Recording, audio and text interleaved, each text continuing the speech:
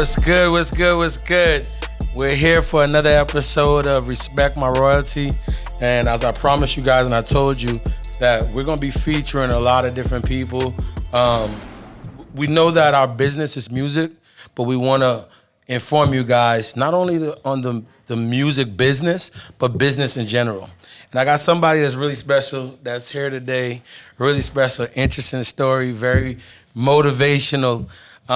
And I'll give you this a little bit of a backstory on how I met this guy. It's very, very crazy. So a couple of years ago, I'm not going to start there. So one of our employees here plays basketball. So he knows that I love basketball, love, competition. He says, hey, I play with some guys on Tuesday night that I know from college and school, whatever. I'm an old guy, OG. He's just like, if you want to go catch a sweat, get some exercise, come out. So, he hooked us up. And he said his friend is the guy that, coordinates everything. So I took his number down. I went and I started playing basketball with these guys. But I realized they were a great bunch of guys. These guys were into business. It's also my thing. So it's like... Probably like close to 3 years ago? Yeah, close to like 3 years ago. So what happened is that I think you went to send me a message, like personally, when you saved my number. Yeah. And you realized that you already had my number saved. So I went back in the text thread and I see it all the way back to like 2015. And I'm like, what? What is this? And then I see, all right, meet me in the parking lot, this and that. I'm like, this is kind of scary. Let me scroll up. Let me see. And then I see it had to do with the hoverboards because back in 2015, everyone remembers the hoverboards, man. Those things were flying off the shelves. And so we met, and Monty came up to me at a kiosk, which we'll get into that whole aspect of it. And he was telling me, he's like, hey, look, man, I want to work out a deal with you. What I do is I send containers to Jamaica, and I send appliances, I send electronics and things like that. I try to make some money because I don't really have access to these things. I'm like, I bet let's figure it out. So we worked out some deals, and life moved on. But it's just kind of crazy to see it come back in full circle. Yeah, that was so crazy because when he hit me up, and I know Najee's behind the board, but you remember when I used to sell the hoverboards, right? I wanted to say it. Yeah, right. Because he was actually one of the guys that was selling them on the ground for me. Yep. So this is the guy that I actually used to get them from. Yeah. I was there. Yeah. Right. Man. So just showing you like how things progress. So back then we were both in different stages of our life and business. Yep. I was just hustling anything that I could get my hands on to sell and kind of turn a profit. And like he was kind of on the same grind, and I met him in the mall, and we worked out a deal like outside of the mall because I'm always on some, give me the real deal. What's up? Yeah. You know what I'm saying? He's just like, okay. Like, don't worry, nobody has to see you in here. Just come outside, give me the real price. Right. Yeah. You know what I'm saying? So it worked out. But when I first connected with these guys, I didn't even remember this guy. I didn't even know. And when he hit me up, he's just like, yo, I hit you up in like 2015 for some hoverboard stuff. I was like, oh, wow, you're that guy. And like, so it's like, it was just interesting to see how the way life kind of connects people. And ever since then, just playing basketball and, on every Tuesday night. And I mean, we've done it religiously, like every Tuesday for almost 3 years. Right. Yeah. Nice. You kind of form these little friendships and relationships just outside of your regular friend circle, just networking and doing stuff. And you started to kind of tell me just a little bit about what you guys do business-wise. And I was interested in finding out, how did you come from where you started, where I met you, sure, to where you are now? Because there's just two different spectrums of business. 100%. Yeah. But it took the grind of one to get you to become successful in the other. 100%. And you're very successful in the business that you do.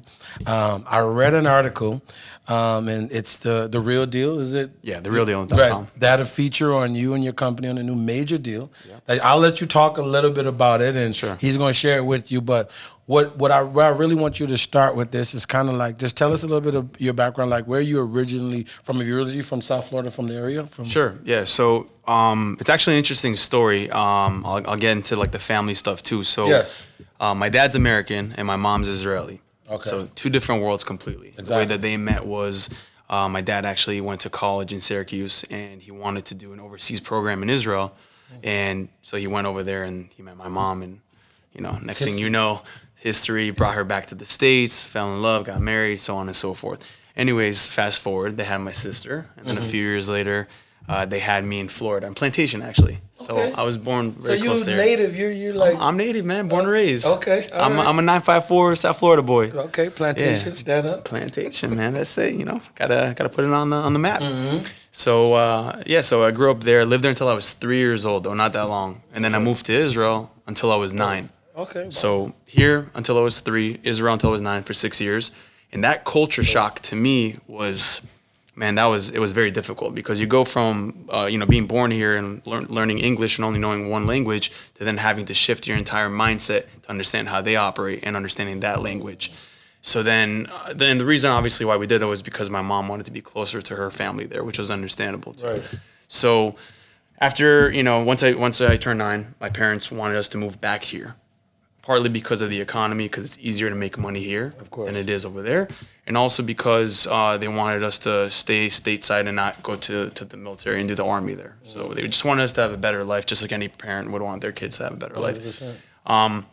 But it's interesting though, because through that process, through when I was a kid, even trying to figure out who I was, I always had that business mindset. I was always just like, I want to be independent. I don't want anybody to tell me what I can or can't do. Yeah. I want to have my own money so I can buy what I want, even though when you're a kid, you're buying bullshit. Yeah. You know what I'm saying? Yes. But I want to be able to have my money and I want to be able to do it. So I always figured different things out. And slowly through, school system, I would bring like sodas and candy and I'd flip it there. So you was a hustler. I was a hustler all the time. And you know what's crazy? They actually made an announcement, right? They're like, if we find out who sold it, you're going to get expelled from the school because the people that had the vending machines in there were getting pissed off because no one was buying shit. Right. But to be real with you, I was bringing the real good stuff, you know what I'm saying? So, I was cool with everybody So you were anyways. smuggling sodas and snacks. Sodas and candies, because it wasn't that healthy bullshit. Listen, kids don't want that. You know what I'm saying? You know what I'm saying? We're not trying to eat carrot packs So and he shit. was like a snack dope dealer in high school. Yeah. I mean, in middle school or something. Flipping snacks. Flipping Shout out snacks. BJ's and Costco. You guys got to sponsor this, all right? Exactly. We gotta pay you for this. But yeah, so I was doing that, and I just always had that mentality. And then I realized shortly after, it's like really business in general, without all the systems and things, we'll get into that, Right. and like scaling and hiring and all that. It's really just finding a product that you're able to flip, and finding different products at that have different types of margins, Right. Because you can find something small, but flip 1,000 pieces of whatever it is and make a lot of money, or you can flip 100 that have a bigger spread margin, and make yes. more money. So it's all relative. So once I went through that system, I obviously graduated high school. I went to college for about a year. I went to UCF. Shout out Knights. But I shortly then realized that college wasn't for me. Sitting in the classrooms and just listening to the teachers and the professors is just, I was like, what the fuck? Like, what am I doing here? Yeah. You know what I mean? I want to go out and actually apply myself and learn some real skills that can help you. Yeah, and don't be wrong, like, I don't knock the schooling system whatsoever. I think it's just situational. I think if you're the type of person that, either grew up in a household that promotes that, or you need structure, by all means, or if you want to become a doctor or an attorney, respect, all the power to you. Different, yeah. But if you have that like innate ability that you're born with to be an entrepreneur and just figure shit out, man, go do it. Go for it. Go for it. I read a book that said that most C students end up becoming entrepreneurs, and they hire A students to work for them. 100%. And I've experienced that. 100%. And it's funny because I spoke to a couple like super successful business owners, things like that. It's like, man, I can just hire a suit for that. Exactly. I can hire a degree for that. Yes. But it's the ones that take the risk. It's the ones that are willing to do no matter, like whatever it takes are the ones that actually make it to that level. So tell me this. So you coming out of high school, coming out of college, you got it there, you had an itch. So you had that hustler gene in you to know that, and I think it definitely starts from a place where I want my own. Yeah. I want something. It's like just reading J.P. Morgan's story. I mean, his father was a great banker and gave him that business, and he was successful with Wall Street and everything, but he saw the things that Rockefeller and all those guys were doing in Carnegie, and he felt like he wanted his own. He did not just want like what his dad, the banking stuff, and he was like super rich, super successful, but he wanted more. He wanted something, a calling card to say, hey, this is what I brought to the table. And it kind of starts from there. So you coming out of school, going to college for that year, where did you start off? What was your first venture? Right. So and that's a great example you brought up in that, because when I dropped out of college, most of my friends stayed in college. And then they went on to, to graduate and get diplomas and things like that, degrees. And so I always had a chip on my shoulder. I was like, damn, I don't have a safety net. You know what I mean? I got to figure this shit out. If I don't do this and I end up being the least successful person or the biggest failure of the class, it's going to sit pretty bad with me. And I just knew to myself, nah, there's no way. I'm not going to do that. I gotta figure this out. So that's when my journey began. And I started off by creating a few different apparel companies, which did pretty well. It was just like different types of T-shirts and hoodies and things like that. And the concept behind that was that you can really create any type of shirt or hoodie or apparel that you wanted within your own design, or apply anything that's trending at that moment in time. It could be like lyrics on a song. It could be, certain logos or things like that, whatever it was. Did that. I was like, all right. Did it for a year, made some decent money. I'm like, this ain't it. I don't want to do this. Then I was like, all right, what else can I do? And then a buddy of mine showed me one of his kiosks in a mall down here. And it was one of those kiosks where you can print shirts. So it's kind of similar to what I was doing with online stuff, right, but it was more in person. So it's a different experience, right? You got people, even people from the Bahamas coming up to you, shopping, buying everything. People from the islands. Us. We could buy some. It is. Some custom T-shirts. Yeah, wherever it is. Island people, Christmas time, they come here, they buy everything. They got bags. I love them.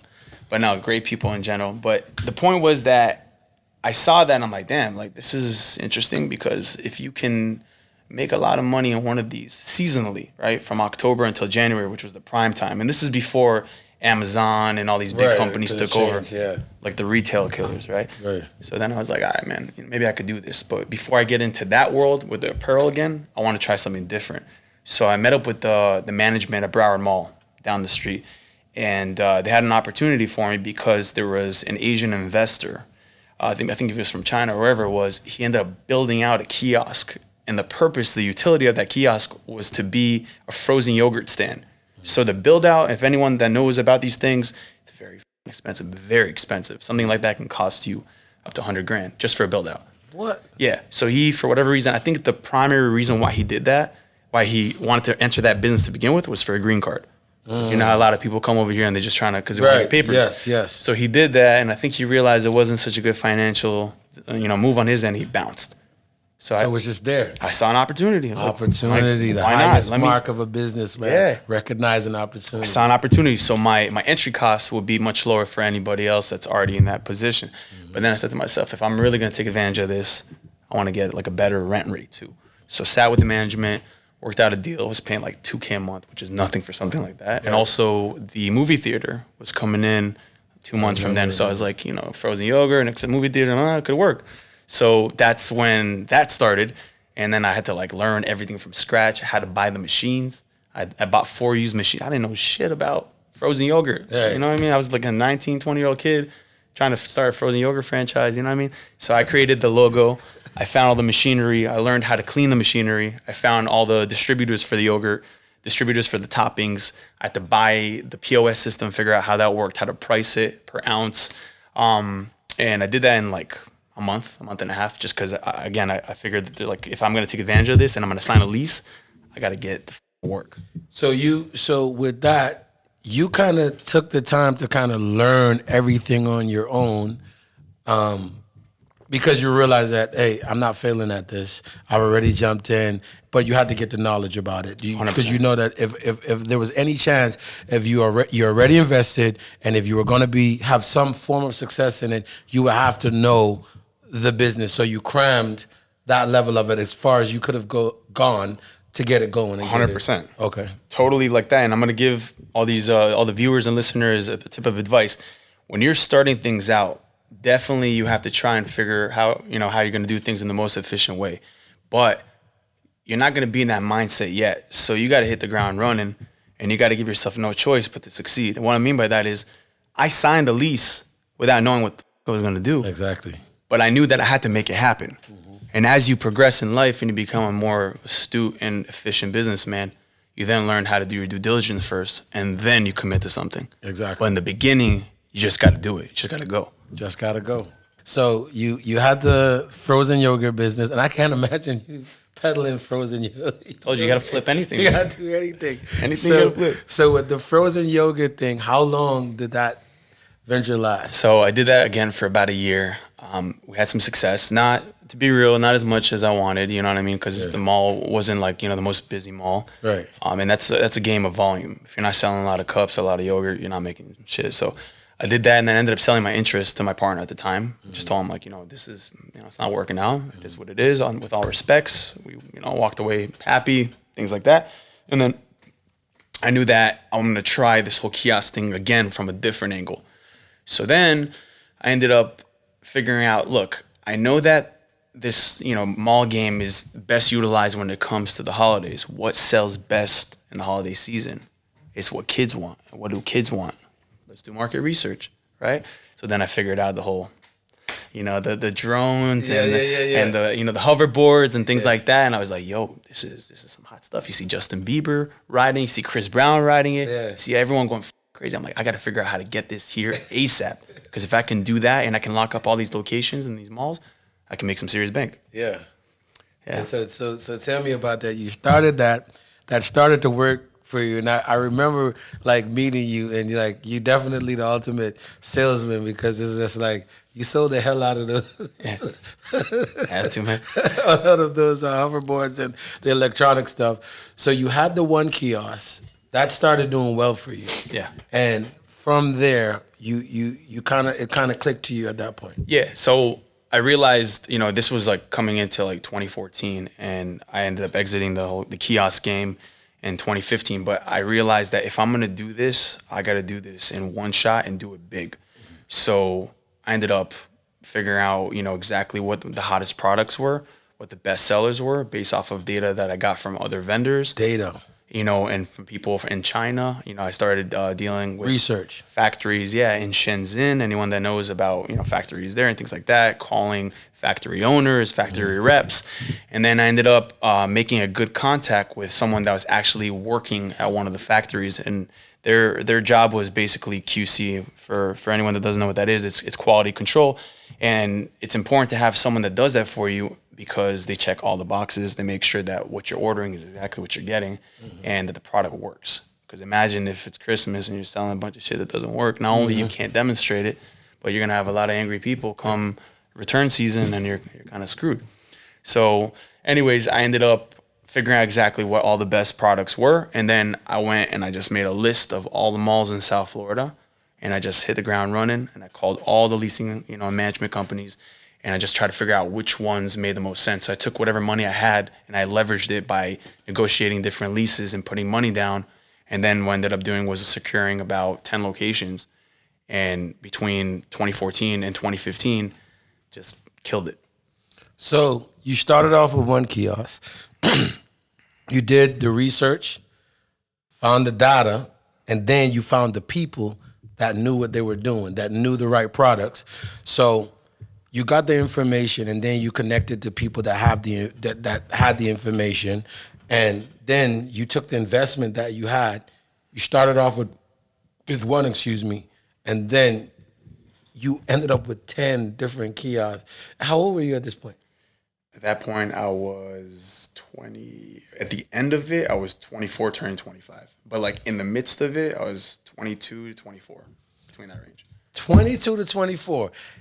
Got it first kiosk, started off at one, ended up with about 10, you're saying. And I try to tell people, it's like, we try to put all of these little blocks in place. People think success has to come at a certain stage in life, but there's certain stages of success for certain stages in life. Yeah. And so back then, that was, at 22 years old to have, because it's 10 different stores is what it is. A kiosk is just a store. It's a little mini store in the mall at the end of the day, but you transition from 1 to 10. But I'm kind of seeing a trend here, and I don't know, and you're probably going to tell me, because it seems like real estate to me, because it seems like you had one unit, and then you realize that you took whatever you were doing from the one, and then you opened kind of like locations to kind of make more. And then, so you're going to tell me how you transitioned that. In my mind, I'm just feeling like, I don't know, maybe that was a natural progression for you. Yeah. Look, it's it's a risk always, Right. And once I saw the trend, I was just like, I gotta keep it moving. But you're absolutely right, because I guess if you're comparing the kiosk game to real estate, you know, you got to know when to enter and how much to enter for, and when to exit. Okay. And then if you can make a good cash flow investment on each unit and exit at the right time, then yeah, it's definitely you win, and it's definitely kind of like real estate. 100%. So So tell me something. I know in starting a business, starting off as young as you did, and when you're hustling different things, because I've been through it, you have your wins, but then you have a ton of losses that you rack up along the way. And the mindset of entrepreneur hustle, we don't keep count of the losses, Right. Because our aim is to win, Right. And we take the risks associated with whatever we're doing, and then we do enough to start to understand what can limit the losses as we go forward to get 100%. more wins. Trial and error. Right. So what would you say at this point, before you went into your next ventures, what we really want to talk about, what would you say might have been your biggest loss or regret back then, just starting out in business? What might have been one of the moments you felt like, damn, I don't even know if this is for me, or felt like you might have want to give up or something like that? Sure. To be honest with you, I don't think, and I'm so grateful for this, honestly, I don't think I've ever experienced any serious loss. I've definitely experienced loss of my time. Okay. In a lot of different ways. And I think, again, for the viewers, that's probably one of the most important things, is to understand how to value your time, right? There's a term that I like to use a lot. It's called ROT, which is return on time. And once you can figure out how you can utilize your time in the best way, and you divide how much you're making by the hours that you're working, you'd be surprised, what you're making, so you can shift that. That's a bar. That's a bar. You like that? Yeah. Spit a quick 16 again? Okay. No, but I will say this, because the kiosk game was good and it was great to me, but it wasn't, it wasn't always so great, because towards the end, what ended up happening with those hoverboards was that, I don't know if you guys remember, this made the news, not me necessarily, but some of them were catching fire. Yes. And that was some crazy shit. And so what happened with customs is, whenever any of these would come, whether it's through the port or through the air, they would confiscate them. So I had 100 hoverboards that were confiscated right before Christmas time. And just to put things in perspective, I had thousands that were coming, but still 100 it's a lot. It's like, that was like $50K it cost to me. Yeah. And I got stuck with it because I got it released after January. So Christmas was over. The price peaked in Christmas. I think they went up as high as like 1,200, and then it dropped to like 200. Yeah. I was stuck with a bunch of inventory. But here's another note. It doesn't matter who you are, what you are, you think you're a boss, this and that. When it's time to get down to the hustle, you get down to the hustle. Exactly. So what did I do? I ended up getting those 100 out of customs, and then I took a storage unit, and then I dropped them all in the storage unit, and I went on OfferUp, and I went on every single Craigslist, and I sold one by one by one. I met people in the malls. I met people in the parking lots. I went to people's houses. Yeah, because am I gonna waste any? You know what I mean? Yeah. So it's like, the thing is, once you commit to something and you got to do it and you got to get it done, sure, you could be there for the good times too, but if you're gonna own it, you got to be there for the bad time as well. Obviously, you want to limit the bad times, but you guys get the point. No, 100%. So that venture, how did you get out of the kiosk game? So touching up on my point that I spoke about before, by Amazon taking over and all these companies, I was like, okay, again, jumping around from business to business and changing the different products that I'm selling is cool. It's nice. You know what I'm saying? You're making good money, but I don't want to be in this type of business where I'm jumping from different product to different product, or from a different small business to small business. And also, I realized that it wasn't going to make any financial sense, just because of all these bigger companies that are just going to kill the malls and just, brick and mortar retail stores. Yes. So then I was like, all right. And I spoke to you about this when we spoke on the court, and I told you, I'm like, this is like one of the biggest reasons is that when I introduce myself to somebody, I don't want to just be, hey, I'm Tal Levinson, nice to meet you. I flip, product in malls, or, I jump from small business to small business. I want to be the type of person that can say, hey, I do this, and that holds weight. Right. Whether it can be someone that whoever's in front of me, someone I can work with in the future, or someone that might be motivated. But I just want to be able to have some sort of, exclamation point whenever I introduce who I am. Right. So that's when I decided to jump into real estate. Jump out. And you jumped out, not at a loss, but at a profit. Definitely. At the right time. The right time, for sure. All That was a good move, for sure. Right. And so what clicked to you at that moment when you jumped out? How did you know the direction, or what pointed you in the direction you knew you wanted to go into? Sure. So I think between social media platforms and just television and just word of mouth, I think real estate is probably the sexiest, type of profession to get into, or the different type of business to get into. Why? It's because everyone relates wealth and success to real estate. Everyone thinks about it. It's like, damn, how many properties can I have that can create financial freedom for me without me having to really do much? And see, that's the biggest problem I feel like with a lot of people these days, is that they focus so much about what makes them look wealthy or rich, but not really about what's gonna allow them to have freedom and not have to worry about that. And not only just them, but their families too, right? 100%. And I think that's something that you guys stress all the time, right? When Yeah. you're telling me an independent artist and this and that. Yeah. You told me earlier, right? Yeah. And 10K is not gonna get you No. a major deal. No, right? it's not gonna make you a star. $10,000 can help you create the value into becoming the star you want, or Right. getting a record deal, but it's not gonna get you there. So 100%. exactly what you're saying. It's a good starting budget. Yeah. But if you don't have the work ethic, you're not even gonna get anywhere. Right. So And people, with the music industry, people sometimes become more invested, like you say, in looking successful rather than making the moves to actually make yourself successful. 100%. Right. Right. So that was the mentality behind that. I was like, I want to be successful. I want to live the life that I've always dreamt of, which is, if I want to get up and take a vacation, I can do it. If I want to drive a nice car, I can do it. If I want to have a nice place, I can do it. If I want to take care of my parents, I can do it. So I was like, all right, how am I going to do this? I had some money in the bank, and then I set off on my journey on that. Okay. So you were going into a business you had no knowledge of per se prior. Not at all. So you just say, well, I'm gonna go and get a license to do real estate. And you think about it like this too, is that from when I dropped out of college, right, from when I was 19 up until that point, when I was 25, I was my own boss. Right. So I think a lot of you guys are gonna find it interesting that I went from that position, and I also had a decent amount of money in the bank, to then working for somebody, and then being managed and being told what to do all the time, right? Because of the fact that I didn't know what I was doing. So what I did was I ended up going and joining a family friend's real estate team. And what that means is they were doing traditional real estate, had nothing to do with investments. They were listing properties, just like what you see on HGTV, all these people selling Sunset, whatever it is.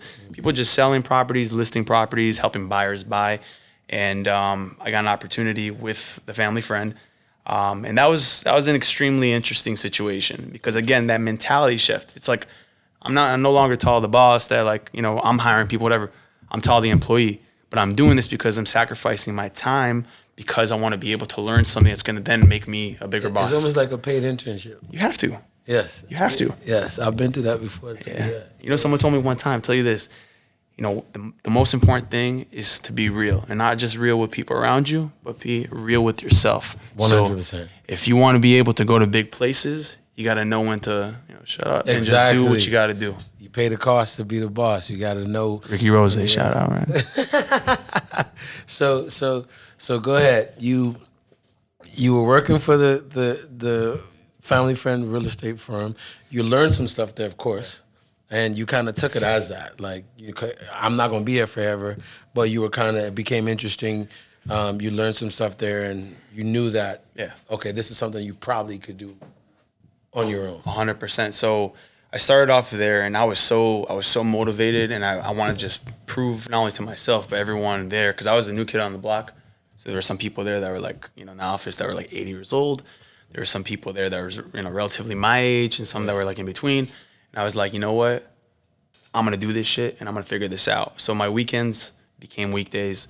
The family friend that owned it became a mentor. I just wanted to show him that I was an asset, and I was going to do anything that he asked me to do, because the most important thing for me was to make my way in that business and also to acquire knowledge. 100%. which is get the knowledge. the most important thing, period. I don't care what it is, because if you don't have that, then you don't have anything, you know what I'm saying? Exactly. So I did that, and I was with his firm for about a year, and I killed it. I killed it. And anyone that's a real estate agent that's listening to this, everyone knows first year you can go the entire year, and one of three things can happen. One is you don't make any money, you don't make any deals, and you drop out. Maybe you get one or two deals, and you like it, but you still don't move forward, or you just find your way and just take off. Trailblazer, full force. And I ended up, I think it was like, I did like 23 or 24 deals that were mainly buying leads. And buying leads aren't easy to deal with, right? Because what it is people that want to purchase properties. And at the time, it was a buyer's market, right? So then I had to go and do a bunch of showings, bunch of different properties, put offers that weren't really getting accepted. Mm-hmm. So it was a grind, it was a hustle, but whatever, I made my way through it. And then I had enough knowledge between contracts and other knowledge, because he was also flipping houses, my mentor at the time.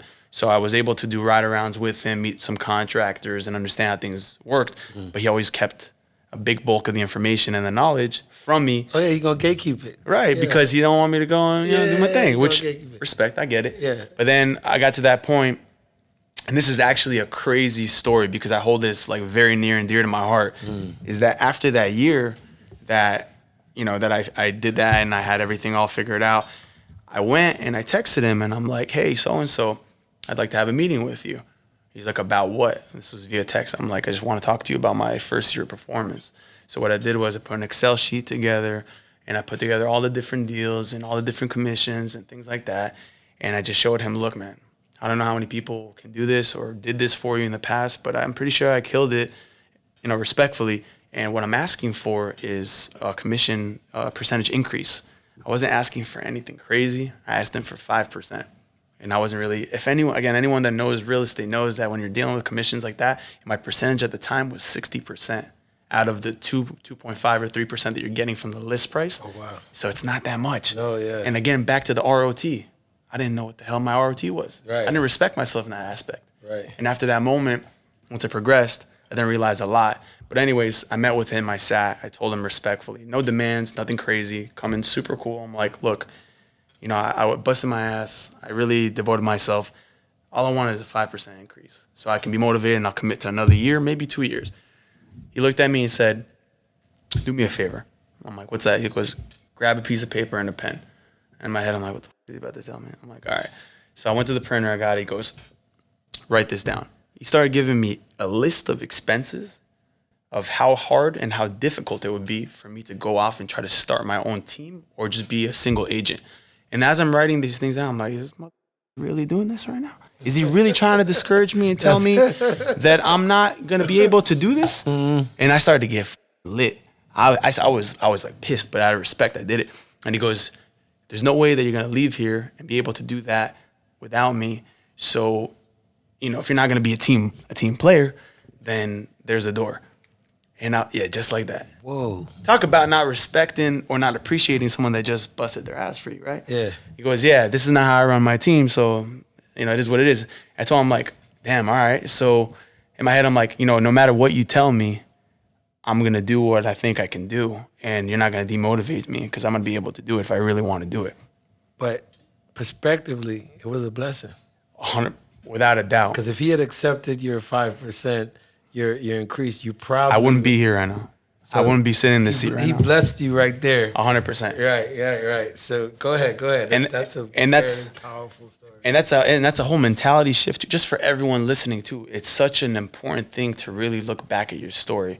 As long as it's not anything that's like super crazy, right? Because, we have one life to live and we hope that we don't deal with traumas and things like that, God forbid. But like, appreciate every single thing that happens to you because it makes you that much greater. And then once you come across an opportunity, potentially an opportunity of a lifetime, that experience might be the reason why you get it. Exactly. So you have to understand that. And it changed your life. Change your so mind. To speak. Yeah. Everything. Yeah. So I basically looked at him. I'm like, look, I appreciate everything, even though he wasn't the nicest in the moment, whatever.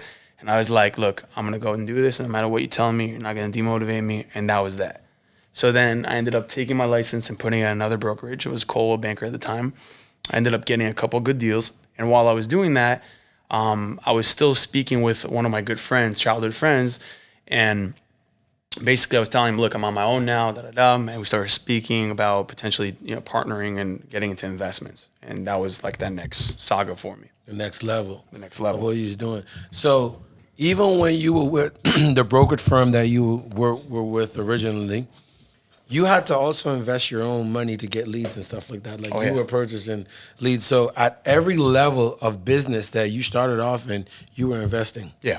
And the investment and the time that you put in, it kind of determined how far you were able to go with what you were doing, and then getting the knowledge and the information. So those three things kind of work together to help produce some form of success for you down the line. For sure. And so now a closed door for you is probably had become the moment, the paramount moment in your journey to where you are today was a closed door. 100%. But prospectively, you didn't see it as a closed door. You saw it as an opportunity. 100%. And I can't remember the book that I read, but it said the highest mark of a businessman is recognizing an opportunity. And that can come in the form of disappointment and being able to prospectively see it as an opportunity. And most businessmen end up turning something that somebody turned down into something of great 100%, profit. 100%, without a doubt. That's a great line. Yeah, opportunities do come from disappointments. Right. It's just a matter of where you're at mentally to then realize it, which is normally an aha moment. A couple of years, randomly out of nowhere, you're sitting somewhere, you're like, damn.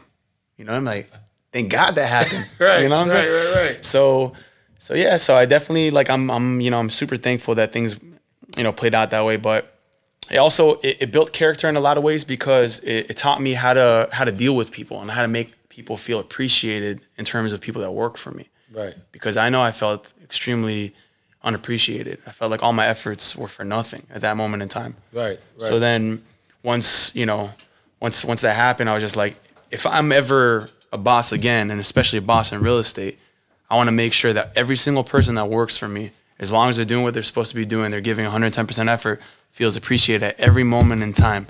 And that's a huge lesson that I learned too, outside of, obviously getting all that extra motivation. Yo, listen, there's so many parallels to your story that why I told you it's so interesting to me. And I don't want to make this about me in any way. But anyway, it's kind of like the reason me and my partners kind of started this company, called it Royalty and Respect. It's because of some of the experiences we've had working for other companies. And we felt like we wanted to treat, we don't care if the guy takes out the garbage or he's an executive. We wanted to treat everybody like royalty. 100%. And every client, whether they're paying $300 or they're paying $30,000, we wanted to treat them with respect. Because I've been an artist, and I've also been an executive in music, and I've worked on two tails of it. I've been a boss, and I've also been an employee. And so those parts of it, when you're not the focal artist, sometimes you don't get treated with a lot of respect. And I just feel like, hey, these people are showing up, you know what I'm saying? So you still need to treat them with a little respect. And then employees, at the end of the day, regardless of what they're doing, everybody deserves to be treated with a certain level of respect. So Always.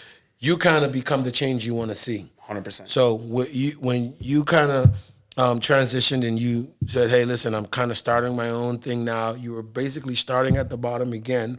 Mm-hmm. But the grind from middle school to selling snacks to kiosk and stuff like that is like that grind, starting off at the bottom, learning the market, and then turning it into something. All of that is experience that kicks in for you right then. 100%. And so now you got to the point where you hit up one of your childhood friends, and I'm sure he doesn't mind his name being mentioned. No, definitely. Yeah. No. Yeah, and Eric is who you're talking Shout out Eric. Yeah, shout out Eric, which we also, what I know too from playing basketball. And Eric's such a great dude, man, such a great guy, and whatnot. And so you hit him up, and you guys decided, hey, he was doing his thing at another company. You had started your company, and you felt like you guys could do something special. He jumped on board, you guys started to partner together. And what's the name of the company exactly? Sure. The name of the company is Home Venture Investments. Home Venture Investments, and I think they do name it in the they do name it in the article, and I want to talk about that, but I don't want to jump. There's an important point that when we originally talked that you mentioned that I do want to get to, because I want everybody watching this, all the future entrepreneurs, all the future artists and independent artists that are on now, on their way to kind of building their brands. You started off there, you were making in the kiosk, and you didn't say this, but in the kiosk business, you were turning over six figures in the kiosk business. And you started working as an employee for somebody else, and then started your own business off the ground. And when you guys started, the route that you took was like, you had to go back in the mud. Like, you had to go, because you told me some crazy stories, and I kind of want you to touch on that, because I thought like, that was insane. I'm going to tell you the craziest stories all the way up to the article. That's going to blow everyone's minds. It just shows you grit and shows you everything. But before I get into that, I just want to say one thing, and this is probably the most important thing that I'm going to say on this entire show, on this entire podcast, is that every single thing that happens to you in life is a lesson. It's a cliche. Everyone knows that. It's obvious, right? But it's not just that you categorize it as a lesson, it's that you actually understand what the lesson is, and you allow that to change your mentality in real life. If you do that on a consistent basis, no matter what happens to you, you will evolve, whether you understand it in that moment or later on, whether you understand it consciously or if it comes out subconsciously. You have to take all these different things, good or bad, and you have to make them change you so that way you're becoming a better person. That's a bar.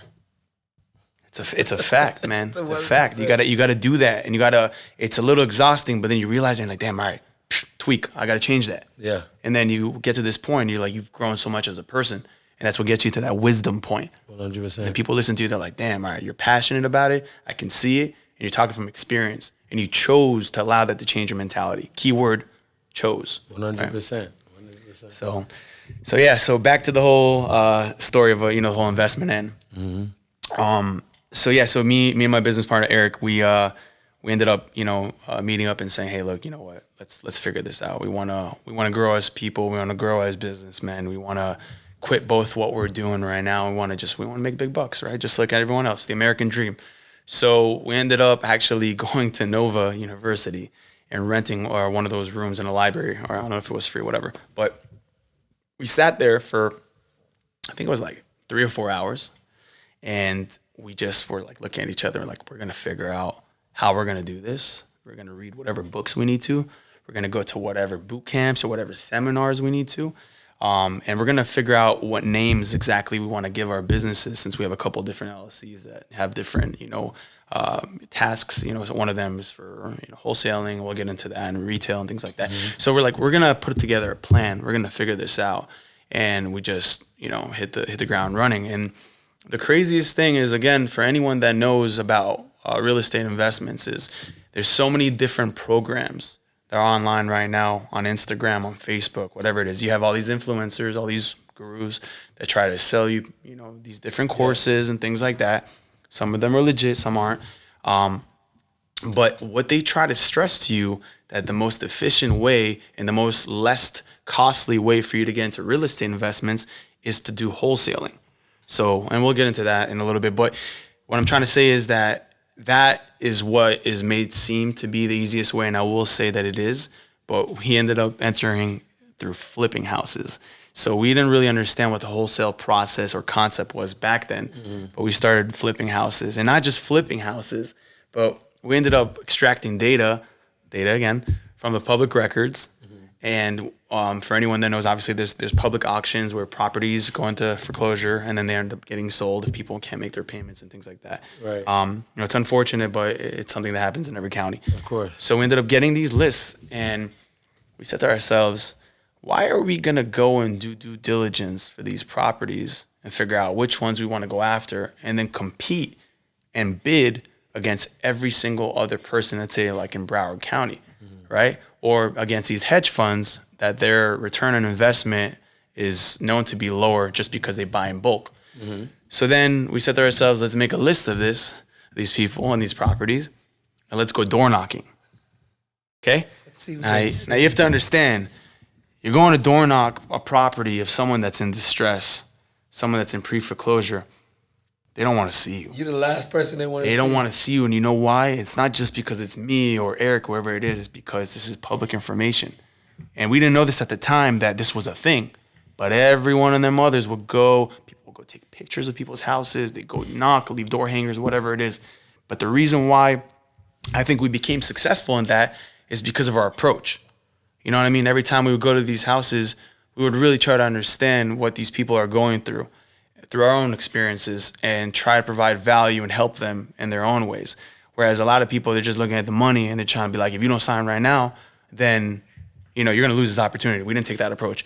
But, and this is the crazy story I told you, through all our different experiences, yeah, we've had some nice people, some normal people, but we also had some crazy.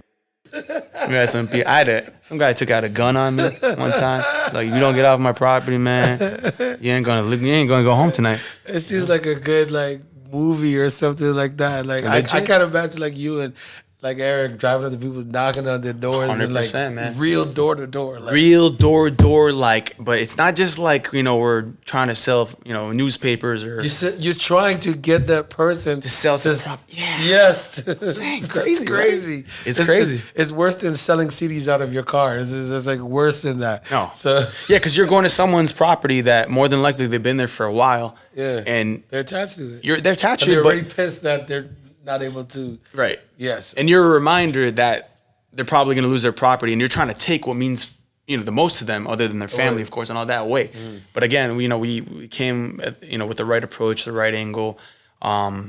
We've had some interesting experiences, some crazy things that happen where we help people save their property and not go into bankruptcy or foreclosure. Yeah, like I'm saying, like minutes before the judgment. It's crazy stuff. So I think even though we've been able to make some good money, we've also helped a lot of people too. That's always important. I'll touch another thing on that is that unfortunately a lot of the times in those situations, those people that are in those situations, sometimes they don't live in the best conditions because they don't have the money to take care of, let's say, a roof leak or a plumbing issue or whatever. Yeah. So we've experienced a lot of crazy situations, and we were able to actually, relocate people with the equity that they have in their properties to new properties, whether it's negotiating a lease for them in a new clean property or a new purchase, depending on the situation. So there's two sides to the coin. Yeah. You're not going to do things for free, but also you want to have a little morality when you do this. Yeah, because you choose your charity. 100%, yeah. And karma's real. Yeah. But let's be real, business is business, right? It's not goodwill. It's business. It's business. But in general, when people go through a struggling time or whatever it is, it creates opportunity, right? People are talking about the market turning now, things like that.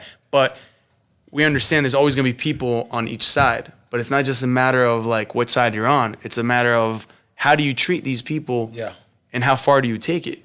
Are you gonna be a decent person about it, or are you gonna be a piece of? That's what I'm saying. I don't fuck with that. I don't like that. Nah, I don't either. 100%. Yeah.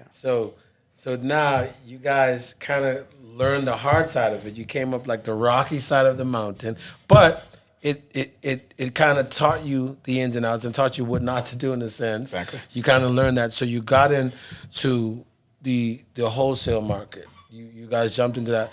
What part of that? When did you realize that may be the way? That may make more sense? Sure.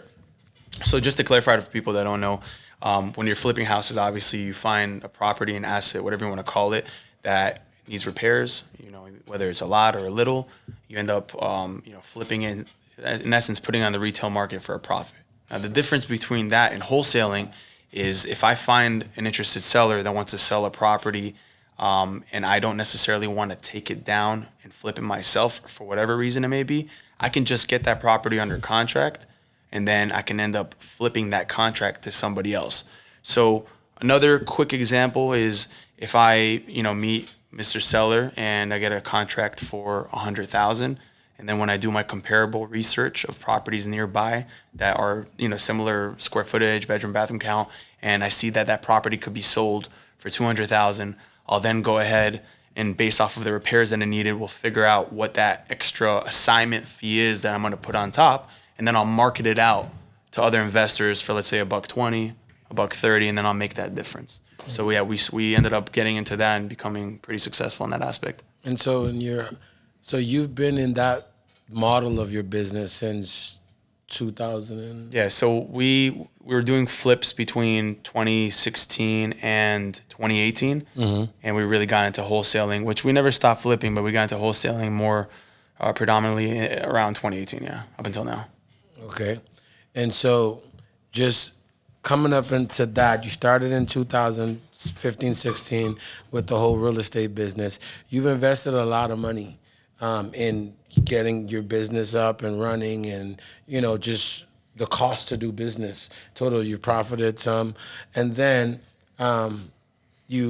something happened earlier this year. You had an opportunity.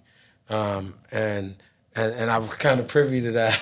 I was kind of privy to that because I know you were pulling out all the stops to kind of like, and I know when you hit me, you're just like, this is a very important and a delicate situation because, this could mean something big and you were networking, even with your experience. And that's just the hustler mentality. That's what I like about you. That hustler mentality is like, you go by any means. It's like, listen, you have the connections. You've been in the business, but it's like you're reaching out to whoever can bring you a bone because it's that important. And that's what you do as a entrepreneur, as a hustler, so to speak. You're like, whatever it takes. And the results are what we're really after. We don't care what we got to go through. We're really after the results. And you were so eagle-eye on it. You were just like, yo, I need to get this done. And that was early in the year. And, and I know it was a substantial situation or a deal.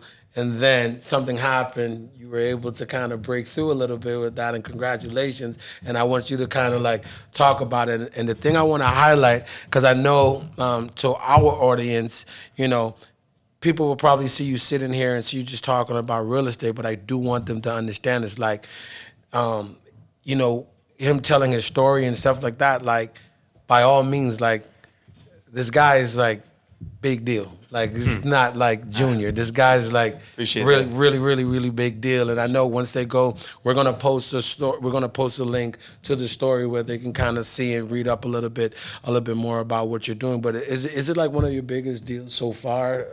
It's the biggest deal, period. Just looking at it, I could imagine, and then just seeing projection wise, numbers wise, it's just like, okay, like this is like some life changing stuff right here. Yeah, that's what it's all about. Yeah, at the end of the day, right? Because you're hoping that no matter what it is, whatever mountain you're gonna climb, you're gonna get to the top. That's what drives you through all the bullshit. So this is kind of equivalent to you starting off in 2015, and now it's 2022 going into 23 because this project takes you kind of like down that road. Right. And so it's kind of like the accumulation of everything that you've been doing, and it comes to this moment, is kind of like the same thing as an artist being independent and then signing their record deal. This is kind of like your first big major record deal, right. But the work doesn't stop there. It kind of really just because it's a very big project, and now you got to really produce. It just gets started, really. It just gets started right now. It's another level, but it's another level and another level. Yes. You know what I'm saying? So before, you were investing your own money, running your own company, building your brand, and then you were able to transition your brand into a successful business, and now it's making that business model successful, and you're to the point now where you're playing with the big dogs now. You're in the big leagues now. There's no more like junior mistakes and stuff like that. It's like now you have that thing when I shake your hand, when you shake somebody's hand, hey, my name's Sal Levinson, this is what I do, this is who I am. So just talk a little bit about, coming up to that moment and what that deal essentially means to you. Just talking to the young entrepreneurs at home. You didn't give up. There could have been some reasons for you to give up. I mean, you were knocking on doors, people were chasing you with guns and stuff like that, or whatever the case may be, but you continue to find a way to transition and morph your business into something more efficient because you were looking at the total goal of it. You wanted to get to the result by all means necessary. And there's a theme that I've seen from your story since you were in middle school. It's like you have this theme of, I'm going to do the thing that I want to do because I want to be financially free.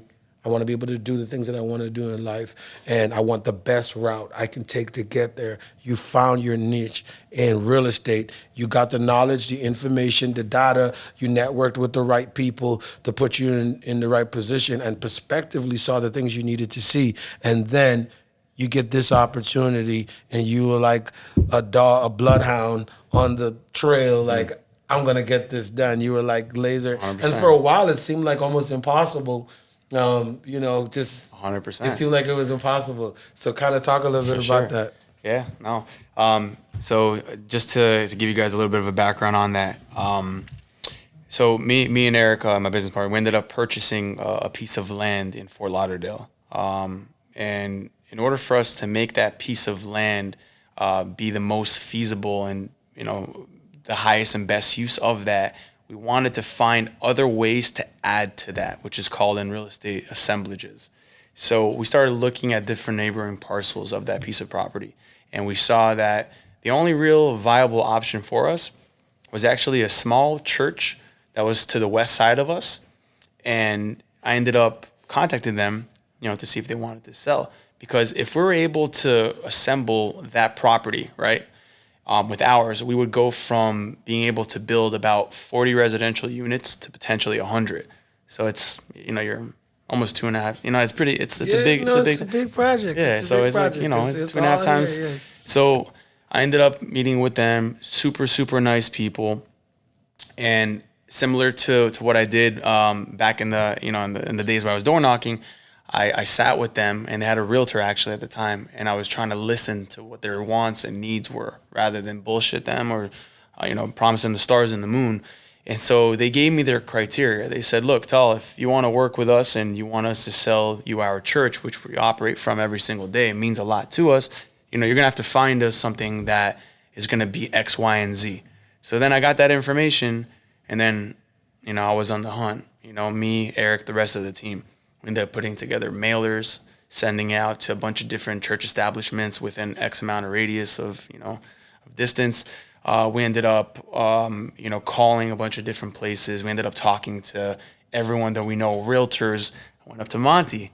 I'm playing ball. That's what he was saying. And I told him, hey, Monty, man, let me ask you a question, man. You know a lot of people. I'm like, do you know anybody that has a church that wants to sell? And he looked at me. He's like, what? I'm like, no, I promise you. It's not anything, it's for good reasons. And then I told him a little bit about the opportunity. He's like, damn, it's interesting. And then he, thank you. You connected me with a realtor friend that actually brought me some options. But it didn't end up working out, but, right. It's still, I appreciate the effort. But then through that process, about a month and a half after that, we ended up scouring, online and data and MLS and things like that, multiple listing service.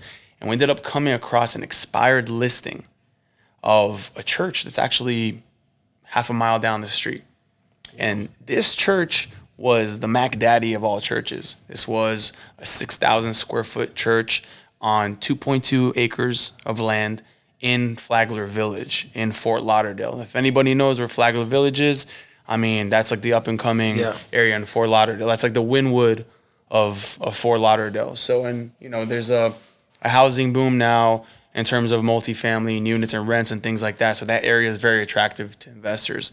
So once we saw that and we realized, damn, let's go check the public records and see if they still own it. Because we knew at a certain period of time they wanted to sell. And then they still owned it. So I was lit. I was like, wow. Now we have this other church that we can buy that can make our smaller project be, much better. But then we also have this opportunity here, which wasn't an opportunity at the time. And now I'm going to tell you a crazy story. And you'll be like, damn, this is crazy. So I ended up actually cold calling the church. And no one answered. Tried calling everybody. I went on the public records. I saw who the pastor was, the pastor's brother, pastor's wife. Nobody answered. I ended up actually going to the pastor's brother house because it was the mailing address for the church, and it was in Lauderdale Manors. And I drove there, and as I know from my I door knocked. At this stage in the game, no shame. Doesn't matter how much money I got. Doesn't matter who I am, where I am, boss, no boss. I don't care. Yes. If I see an opportunity to make sense, I'm gonna do it. We gonna get down. Yes. I'm gonna do it. I don't give a shit. So I ended up going there. respectfully, and I knocked on the door. Nobody answered. I kept my distance because, obviously they don't know who I am. I clicked on the ring on the camera, and then all of a sudden I had this young gentleman, which was the pastor's brother's son, speak to me. He's like, "Hey, man, who are you?" I'm like, "I'm so-and-so with so-and-so. I know that you guys wanted to sell the church a while ago, so I want to know if you guys are still interested." And he was still confused. He's like, "Why is this guy at my dad's house? This guy was living in New York." He's like, "But what is going on here?" I'm like, "Look, man, just trust me. I think we can really work this out." So then he gave me his number. He didn't want to give me his dad's number. And after like 2 or 3 days of talking to him and kind of like becoming friends with him, he put me in a group chat with his father. And then I ended up getting a call with his father, with the pastor's brother. And I explained to him, and just like this, with this energy and his motivation, I'm like, "Look, I know that you guys want to sell. I know you guys want a better opportunity for generations to come within the congregation." I was just trying to make him feel comfortable with who I am and what my message was, that I could actually help them. So then he started laughing. He's like, "Man, this is, I appreciate your energy and this and that," because he saw it's like I was promising so much without any substance. I didn't bring nothing to the table yet, but I was just like selling. I was like, "I'm going to get this done." Right. So then after about 2 weeks of going back and forth with him, he scheduled a meeting for me to meet his brother, the pastor, and the pastor's wife. And let me tell you, man, those people are amazing people. Awesome. Super nice people through the process. Got nothing but respect for them. And I got very close with them because we went through one hell of a journey together. So anyways, I met with the pastor and the pastor's wife. And then again, the biggest thing is listening. I was like, "Look, guys, I know that I'm sure everybody and their mother has come to you and tried to offer you everything. Tell me what is important to you. What do you guys want? What is gonna make you want to sell and work with me? Because I know that if I don't understand that and I can't deliver that, right, you're not gonna look my direction." And then they basically told me, "We want X, Y, and Z."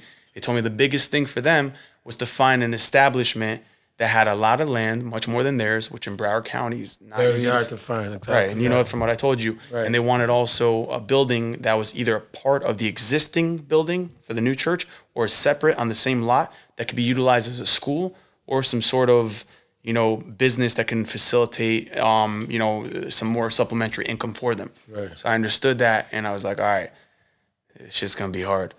I'm like, so I started looking. Long story short, I worked with them for 7 months. 7 months. Consistency. Consistently for 7 freaking months. Consistency. And, dozens of meetings back and forth. We ended up having so many different discussions. We ended up, me, Eric, and the team, we ended up finding them about 4 different churches that we got every single one of those churches under contract. And we tried to actually bring them to all of them to see if they would want any of them, to protect their interests, right? Because you got to get somebody under contract. You don't want someone to backdoor you, whatever. Right. So we ended up bringing them to all of them, and they didn't want any of them. And it was such a grueling process. Up until one day, we ended up finding a church, and it was exactly what they wanted. The second that opportunity came across my desk, I was like, thank Jesus, man. It's just like That's what I'm talking about. I'm like, you know Thank what? you, Jesus. I'm like, man, man. And I started breathing. I'm like, but you know what? We still don't have any contracts, nothing. So, whatever. We ended up getting under contract and then securing that, that opportunity, bringing them. I saw their eyes lit up. And then that's when I saw and I realized really that they looked at me completely different. Right. They always respected me for all the hard work that I did. But you delivered. But I delivered, and then from that moment, hugs, kisses, this, that, nicknames, everything, inviting me, all this crazy. And they actually invited Eric and myself to their 40-year anniversary for the church because they were in their structure for 32 years, but the actual establishment, their congregation was around for 4 decades, 40 years. Wow. Yeah. That's amazing. So they brought us there. They put us on stage in front of all the congregation, 300 plus people, and basically announced the sale of the church. And that's actually the photo that's in the article. Oh, that's the photo that's there in the article. That's us on stage. Wow. So then, we ended up getting that under contract. And because it's in such a big and upcoming area and there's so much opportunity, it was a big deal. Yes. And then it's there. The rest is history. So I just want to read this headline from The Real Deal. This is the South Florida real estate news, and this is kind of like in the music industry. If you're like on the Shade Room or something like that, like this is a big deal. Developers plan 300 plus rentals on Fort Lauderdale church site. So 300 plus rentals. So this is like your commercial real estate, and you guys are going to be building a massive infrastructure here that's going to provide like. That is crazy. That is insane. I mean, they have some numbers in this article. I know you guys are already rich, but I mean, like, this is kind of like, big boy rich. Yeah. And so, coming up from the soda stand, the snack stand, and the hoverboards, and knocking on people's door, you've landed a deal like this through consistency.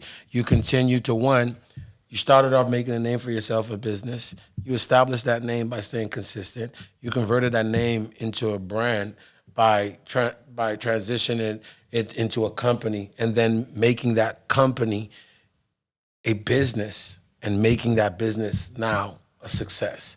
And all of that, it wasn't easy. You had, some setbacks or whatever, but you never gave up, and you continued to get the information. You continued to work with people that knew the way, that understood, that could teach you a little bit more. You continued to learn from them, and you had the investment. You had to continue investing. At no point, because you were looking at the end result, you felt like, I spent so much money here and this and that, whatever the case may be, and I'm not, you was like, listen, whatever it takes to get to the goal that I want, I'm gonna continue, pushing myself, staying consistent, and continue with the investment.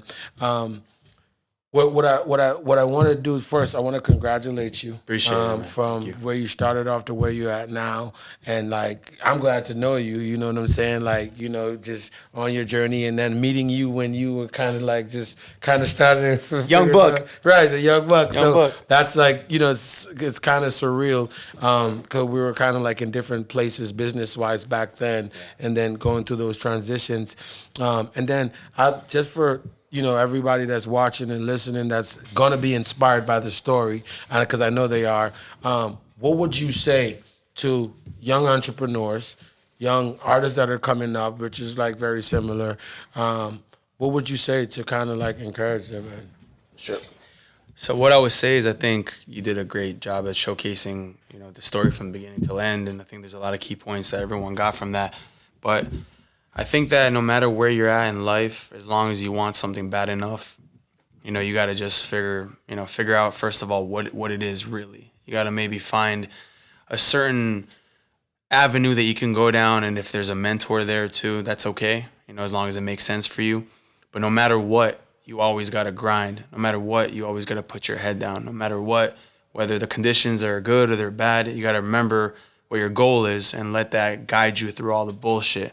And also, more than anything, and you guys see, because I'm sure a lot of people's perspectives of who I am probably changed throughout the different course of this conversation, always stay humble.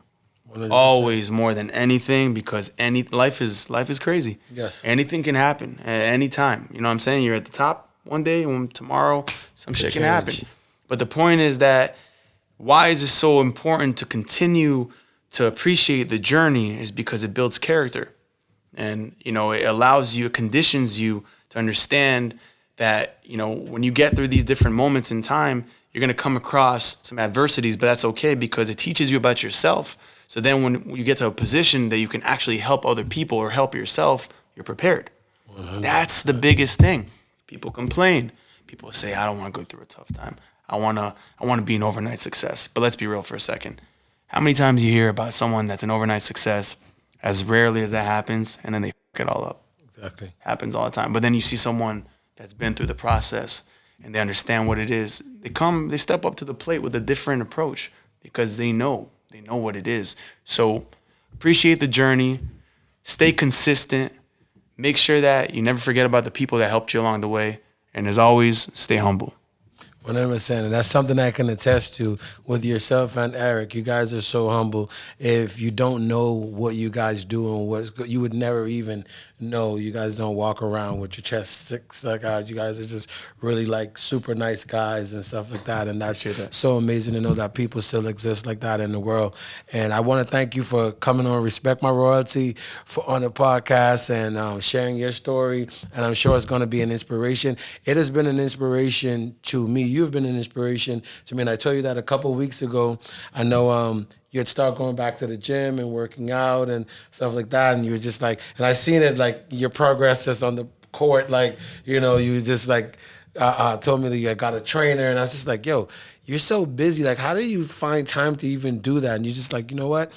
You know, you got to find time for the things that are important. You just put your mind to it and you got to do it. And he's just like, and you were just like, you know, I mean, you can do it, man. You're like, you can do it too. Because I was like, I would love to do stuff like that, but I'm just so busy, I can't do it, whatever like that. And you were just like, no, man, you can do it, man. Guys like us, you know, we put our mind to something, we're going to do it. 100%. You know? And like, every week I procrastinated about starting my workout again and going back to the gym.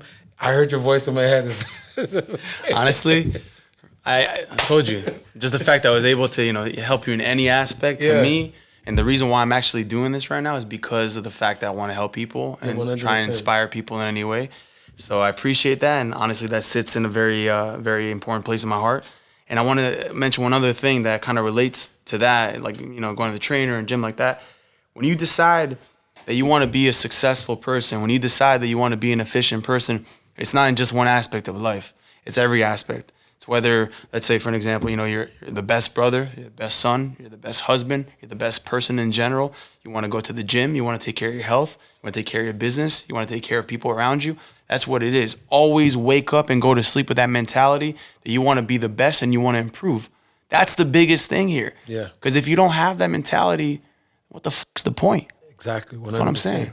I totally agree with you, man. So I want to say thank you again. And everybody, the link is going to be there. You guys, you like, share, subscribe. You're going to share your ad. Tell them where to find you at. Give them your full name because I don't think we even gave them your full name. Yeah, so my name is Tal Levinson. My IG is T.Lev. You know, I post a little bit of everything, you know, how to enjoy life. Yeah, I see that. Some, you know, some motivational stuff too. So 100%. So, and you guys, if they want to look up the business, if there are people on here that have like opportunities, they want an opportunity with your business. Sure, yeah. Where can they find that kind of stuff? I would just say, honestly, just DM me on IG. You know, if you got something, you know, we can talk for sure. Okay, 100%. So we're going to be looking out for you guys, hitting us up, and in the comments, anything that we can answer. If you have any questions, he already gave you his Instagram and his DM, and y'all already know where to find us. This is Respect My Royalty, and we're going to see y'all on another episode, okay? Y'all be blessed.